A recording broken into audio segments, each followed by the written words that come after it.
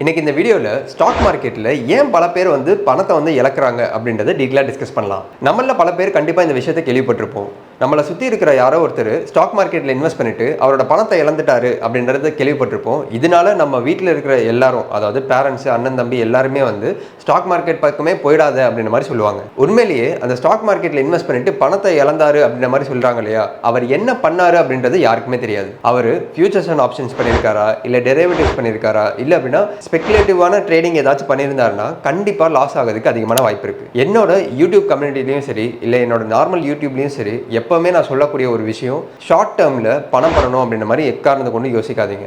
Long டேர்மில் நீங்கள் யோசிச்சிங்க அப்படின்னா கண்டிப்பாக பணம் பண்ணலாம். Stock market is a very beautiful place. ஆனால் ஷார்ட் டேர்மில் நீங்கள் பணம் பண்ணணும்னு நினச்சிங்கன்னா இதை விட ஒரு மோசமான பிளேஸ் இருக்கவே முடியாது. ஸோ இதனால் நான் சொல்ல வரது என்னன்னா, அந்த தனிநபர் பணத்தை இழந்திருக்காரு அப்படின்னா உண்மையிலேயே அவர் ஸ்டாக் மார்க்கெட்டை பற்றி படித்தாரா, ஸ்டாக் மார்க்கெட்டை அவருக்கு எவ்வளோ தூரம் நாலேஜ் இருக்குது, அவர் பிக் பண்ண அந்த ஸ்டாக் நல்ல ஸ்டாக்கா இல்லையா, அவருக்கு எவ்வளோ தூரம் நாலேஜ் இருந்து அந்த ஒரு விஷயத்தை பண்ணியிருக்காரு அப்படின்ற மாதிரி கேள்வி கேட்டால் தான் நமக்கு உண்மையான பதில் தெரியும். உங்களை சுற்றி பல பேர் ஸ்டாக் மார்க்கெட்டில் இன்வெஸ்ட் பண்ணிட்டு இருப்பாங்க. கண்டிப்பாக இந்த கேள்வியை அவங்க கிட்ட கேளுங்க. நீங்களே ஷாக் ஆகிற மாதிரி நிறைய பேர் பதில் சொல்லுவாங்க. ஸோ இதனால் நான் சொல்ல வர ஃபர்ஸ்ட் விஷயம், lack of knowledge or awareness. இன்றைக்கும் நம்மள பல பேர் பணம் பண்ணிட்டு இருக்காங்க. அதில் மாற்றுக்கிறதே இல்லை.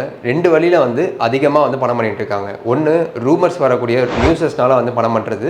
ரெண்டாவது, வேற யாரோ ஒரு பெரிய அட்வைசர் சொல்கிறது கேட்டு அது மூலிமா இன்வெஸ்ட் பண்ணுறது. ஒரு தனிநபராக ஸ்டாக் மார்க்கெட்டை பற்றி டீட்டெயிலாக படித்து இன்வெஸ்ட் பண்ணுறது அப்படின்றது ஹார்ட்லி 5-10% தான் இருப்பாங்க. ஸோ இதனால் நீங்கள் தெரிஞ்சுக்க வேண்டியது, எக்காரணத்து கொண்டும் டிவி சேனலில் சொல்லக்கூடிய நியூஸஸ் வச்சோ, இல்லை அப்படின்னா டெலிகிராமில் வரக்கூடிய ட்ரேடிங் டிப்ஸ் வச்சோ, இல்லை யூடியூபோ, இன்ஸ்டாகிராம் இந்த மாதிரியான எந்த ஒரு சேனலை பார்த்து கண்மூடித்தனமாக நீங்கள் இன்வெஸ்ட் பண்ணிங்கன்னா நீங்கள் உங்களோட பணத்தை இழக்கிறதுக்கு 100% வாய்ப்பு இருக்குது. அப்புறம் நீங்கள் ஸ்டாக் இன்வெஸ்டிங்கில் சக்ஸஸ்ஃபுல்லாக இருக்கணும்னா என்ன பண்ணணும்? இந்த 4 விஷயத்தை ட்ரை பண்ணுங்கள். நம்பர் 1, நீங்கள் எந்த கம்பெனியில் இன்வெஸ்ட் பண்ணாலும் சரி, அந்த கம்பெனி பற்றி டீட்டெயிலாக படிங்க.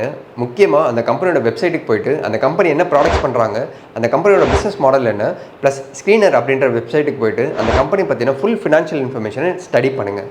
நம்பர் 2, நீங்கள் இன்வெஸ்ட் பண்ணக்கூடிய ஸ்டாக்கு இருக்கக்கூடிய செக்டாருக்கு கவர்மெண்ட் சைட்லேருந்து ஒரு ஃபேவரபுளான ஒரு புஷ் கிடைக்குதா அப்படின்றத பாருங்கள். அப்படின்னா கவர்மெண்ட் சைட்லேருந்து அந்த ஒரு செக்டாருக்கு டேக்ஸ் பெனிஃபிட்டோ இல்லைனா பிஎல்ஐ ஸ்கீம்ஸ் மூலமா ஏதாச்சும் அட்வான்டேஜ் கிடைக்குதா அப்படின்றத பாருங்கள். உதாரணத்துக்கு செமிகண்டக்டர் இண்டஸ்ட்ரிக்கு பிஎல்ஐ ஸ்கீம்ஸ் கொடுக்க போகிறதா சொல்லியிருக்காங்க. இது மட்டும் இல்லாமல் ரீசைக்ளிங் செக்டரில் இருக்கக்கூடிய ஸ்டாக்ஸுக்கும் பிஎல்ஐ ஸ்கீம்ஸில் பெனிஃபிட் இருக்குன்ற மாதிரி சொல்லியிருக்காங்க. இப்போ ரீசெண்டாக கூட, அதாவது ஜூலை 2024 அப்போ கோல்டில் இருக்கக்கூடிய இம்போர்ட் டேக்ஸ் டியூட்டியை ரெடியூஸ் பண்ணியிருந்தாங்க.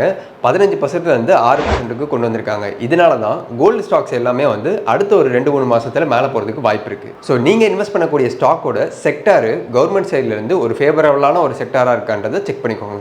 மூணாவது, மைக்ரோ அண்ட் மேக்ரோ எக்கனாமிக்ஸை கண்டிப்பாக நீங்கள் செக் பண்ணணும். மேக்ரோ எக்கனாமிக்ஸ்னால் என்ன அப்படின்னு பார்த்தீங்கன்னா, இந்தியாவோட ஜிடிபி இயர் ஆன் இயர் வளர்ந்துட்டு இருக்கா, இல்லை டிக்ரீஸ் ஆகுதா, இல்லை ஸ்டாக்னன்ட் ஆகுதா, அதை பொறுத்து ஸ்டாக் மார்க்கெட் ரியாக்ட் பண்ணும்.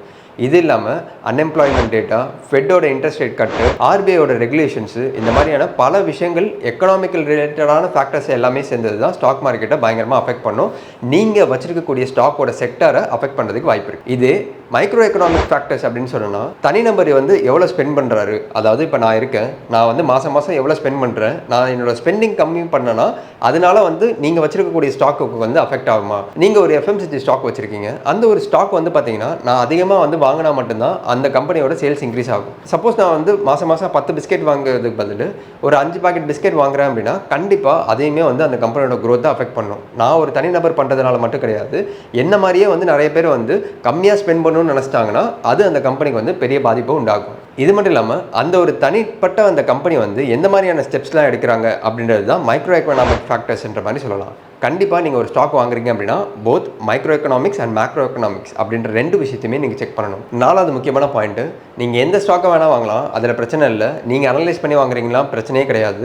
ஆனால் ஒரு ஸ்டாக்கை பற்றி ஒரு கம்பெனி ரிப்போர்ட் கொடுக்குறாங்க அப்படின்னா, அதாவது இப்போது ஜூபிட்டர் வேகன் அப்படின்ற ஸ்டாக் ஒரு 500 ரூபா ப்ரைஸில் ட்ரேட் ஆகிட்டு இருக்கு, அந்த ஸ்டாக் 1000 ரூபா போகும் அப்படின்ற மாதிரி ஒரு கம்பெனி ரிப்போர்ட் கொடுக்குறாங்க அப்படின்னா கண்டிப்பாக அந்த கம்பெனி எந்த மாதிரியான கம்பெனி அப்படின்றத நீங்கள் அனலைஸ் பண்ணணும். ICICI director, axis security, SDFC, AMC இந்த மாதிரியான கம்பெனி ஒரு ரிப்போர்ட் ப்ரொடியூஸ் பண்ணுறாங்கன்னா மோரல்லஸ் அதை நம்ம ட்ரஸ்ட் பண்ண முடியும். ஏன்னா 20-30 வருஷமாக அந்த கம்பெனி இருக்காங்க.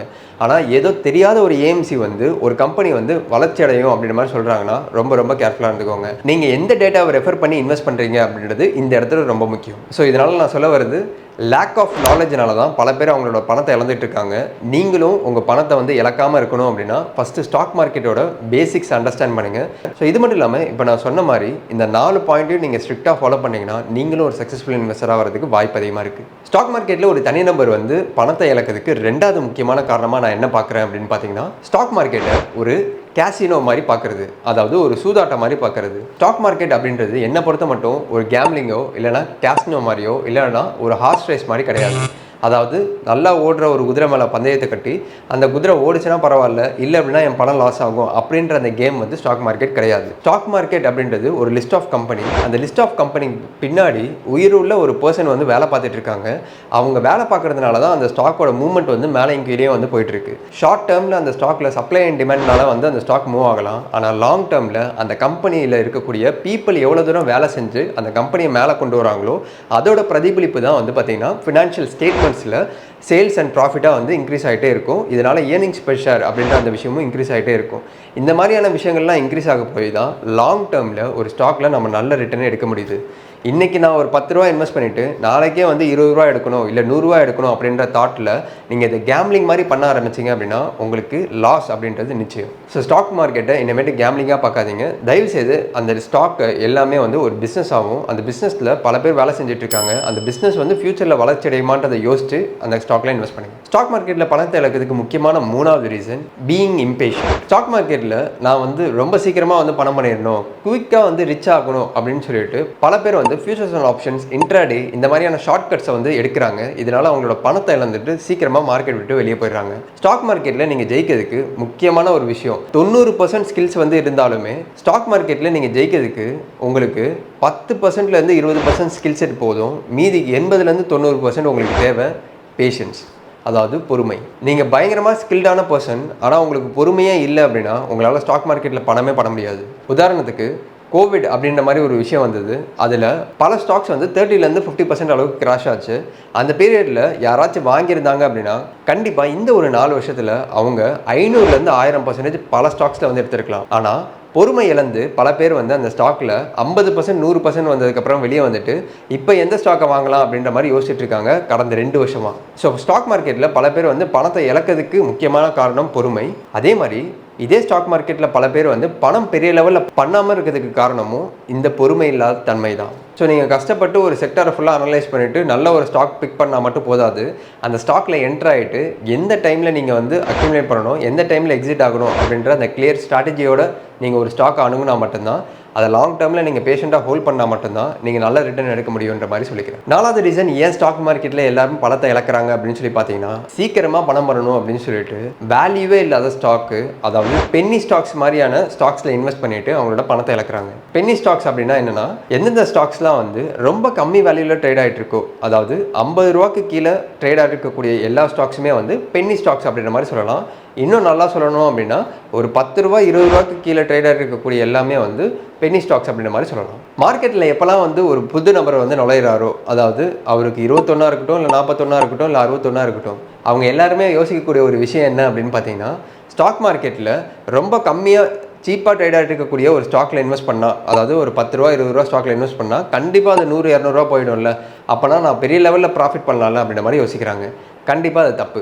நீங்கள் ஸ்டாக் மார்க்கெட்டில் வந்து ஸ்டாக் ப்ரைஸை பார்க்கக்கூடாது, ஸ்டாக்குக்கு பின்னாடி இருக்கக்கூடிய வேல்யூ என்ன, அவங்க என்ன பிஸ்னஸ் பண்ணிகிட்டு இருக்காங்க, அந்த கம்பெனியோட ஃபண்டமெண்டல்ஸ் எப்படி இருக்குது, ஃபினான்ஷியல்ஸ் எப்படி இருக்குது, அதெல்லாம் தான் நீங்கள் செக் பண்ணிவிட்டு இன்வெஸ்ட் பண்ணணுமே தவிர ஸ்டாக்கோட ப்ரைஸை மட்டும் பார்த்து இன்வெஸ்ட் பண்ணிங்க அப்படின்னா 10 ரூபா ஸ்டாக்கு கூட நாளைக்கு ஜீரோக்கு போயிட்டு ஸ்டாக் மார்க்கெட்டை விட்டு டீலிஸ்ட் ஆகிறது கூட வாய்ப்பு இருக்குது. ஸோ ஸ்டாக் மார்க்கெட்டில் எப்போவுமே நீங்கள் நல்ல ஸ்டாக்கை பிக் பண்ணிவிட்டு ஸ்டாக் ப்ரைஸை பெருசாக வந்து பார்க்காம அந்த ஸ்டாக்கில் என்ன பொட்டான்ஷியல் இருக்குது அப்படின்றத செக் பண்ணுங்கள். அதே மாதிரி நீங்கள் ஒரு ஸ்டாக் வாங்கி வச்சுருக்கீங்க அப்படின்னா ஸ்டாக் ப்ரைஸை 10 ரூபாலேருந்து 20 ரூபா போனால் 100%. அதே மாதிரி நீங்கள் 1000 ரூபாய்க்கு ஒரு ஸ்டாக் வாங்கினாலுமே அது 1000 ரூபாலேருந்து 2000 ரூபா போச்சு அப்படின்னா அதுவுமே 100% தான். 10 ரூபா ஸ்டாக்கு தான் மேலே போகணும் அப்படின்ற மாதிரி அவசியம் கிடையாது.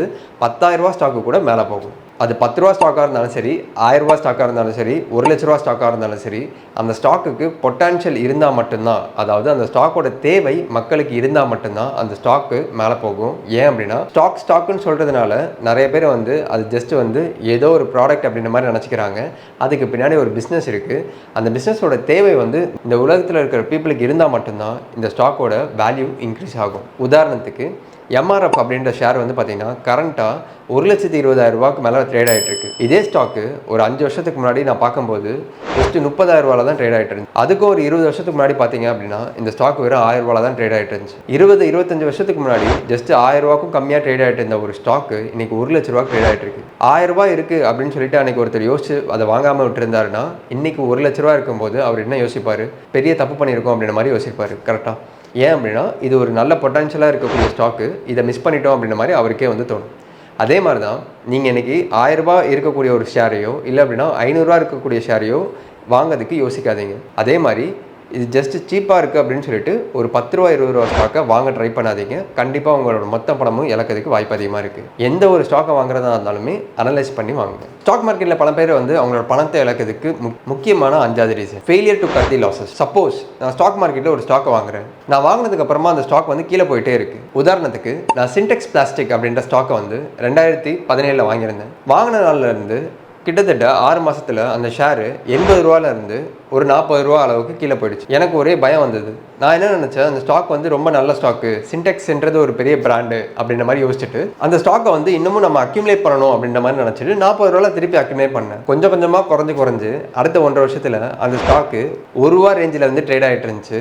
அதுக்கப்புறம் அந்த ஸ்டாக்கை டீலிஸ்டே பண்ணிட்டாங்க. இன்னுமே என்னோட போர்ட்ஃபோலியோவில் அந்த ஸ்டாக் வந்து டீலிஸ்டிங் ஸ்டேஜில் காட்டிகிட்டே இருக்கும். அதை வந்து டெலிட் பண்ணுறதா தான் பண்ணலாம். ஆனால் ஏன் வந்து நான் பண்ணாமல் வச்சுருக்கேன் அப்படின்னா அதுக்கு முக்கியமான காரணம், ஒரு வாட்டி அதை நான் பார்க்கும்போதும் திருப்பி இந்த மாதிரியான ஒரு தப்பை பண்ணிடவே கூடாது அப்படின்றதுக்காக நான் இன்னமும் ஹோல்ட் பண்ணிட்டு இருக்கேன். ஸோ என்னோட வாழ்க்கையிலேருந்து நீங்கள் கற்றுக்க வேண்டிய ஒரு விஷயம், தப்பான ஒரு ஸ்டாக்கை பிக் பண்ணிட்டீங்கன்னா ஒன்றுமே பிரச்சனை இல்லை. ஜஸ்ட்டு வந்து ஒரு 10-20% கீழே விழும்போது அந்த லாஸை கட் பண்ணிவிட்டு போன வரையும் போச்சு அப்படின்ற மாதிரி சொல்லிட்டு ரிமைனிங் கேபிட்டலில் நீங்கள் எடுத்துகிட்டு வந்தீங்கன்னா அட்லீஸ்ட் வந்து அந்த கேபிட்டல் வந்து சேஃப்டியாக வந்து இருக்கும். நம்ம எல்லா ஸ்டாக்லையுமே சக்ஸஸ்ஃபுல்லாக இன்வெஸ்ட் பண்ணி ஜெயிக்க முடியாது, இதை தெளிவாக புரிஞ்சுக்கோங்க. ஆனால் 10 ஸ்டாக்கை நீங்கள் பிக் பண்ணுறீங்கன்னா கண்டிப்பாக வந்து அட்லீஸ்ட் 5-6 ஸ்டாக்கை வந்து ஜெயிக்கிறதுக்கு வாய்ப்பு இருக்குது. ரிமைனிங் 4 ஸ்டாக்கில் ஏதோ ஒரு காரணத்தினால ஃபெயிலியர் ஆக வாய்ப்பு இருக்குது. ஆனால் அந்த ஒரு 5 ஸ்டாக் நல்ல ஸ்டாக் பிக் பண்ணியிருப்பீங்களே அது உங்களுக்கு கை கொடுக்கும். ஸோ இந்த ஒரு மிஸ்டேக்லேருந்து நீங்கள் கற்றுக்க வேண்டியது, எப்போயாச்சும் நீங்கள் ஒரு தப்பான ஸ்டாக்கை பிக் பண்ணுறீங்கன்னா ஒன்றும் பிரச்சனை இல்லை. ஆனால் அந்த லாஸை கட் பண்ணிவிட்டு உடனடியாக வெளியே வரதுக்கு பாருங்கள். ஐயோ என் பணம் வந்து 10% போதே 20% போதே அப்படின்ற மாதிரி நினச்சிங்கன்னா 100% போகிறதுக்கு வாய்ப்பு அதிகமாக இருக்குது. தயவுசெய்து அந்த தப்பாக பண்ணாதீங்க. ஸோ இந்த வீடியோ மூலிமா ஏன் ஒரு தனிநபர் வந்து ஸ்டாக் மார்க்கெட் பணத்தை இழக்கிறாங்க, எந்தெந்த மாதிரியான தப்பெல்லாம் வந்து பண்ணிக்கிட்டு இருக்காங்க, அந்த தப்பெல்லாம் ஏன் நீங்கள் பண்ணக்கூடாது அப்படின்றது உங்களுக்கு புரிஞ்சிருக்குன்ற மாதிரி நான் நம்புகிறேன். இந்த வீடியோவிலேருந்து ஏதாச்சும் நீங்கள் புதுசாக வந்து கற்றுக்கிட்டீங்க இல்லை பண்ண போகிறது இல்லை அப்படின்ற மாதிரி நீங்கள் நினச்சிங்கன்னா கண்டிப்பாக இந்த வீடியோ கீழே கமெண்ட் செக்ஷனில் எந்த விஷயத்தை நீங்கள் லேர்ன் பண்ணீங்க, எந்த விஷயத்தை பண்ண மாட்டீங்க அப்படின்றத சொல்லுங்கள்.